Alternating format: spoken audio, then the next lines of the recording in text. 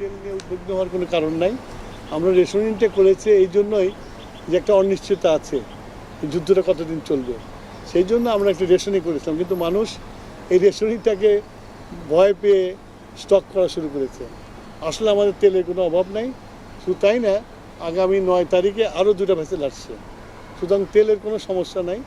আমি সবার কাছে অনুরোধ করব, বিশেষ করে মিডিয়ার কাছে অনুরোধ করব, জনগণকে এই মেসেজটা দেওয়া যে এই তাড়াহুড়া করে কোনো কিনে দরকার নাই।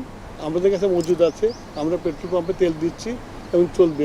এটার জন্য লাইন দিয়ে সারা রাত জাগার কোনো প্রয়োজন নাই। মানুষ তেল গেলে তেল পাবে। আমরা তো এক নির্দিষ্ট পরিমাণে তেল দিচ্ছি।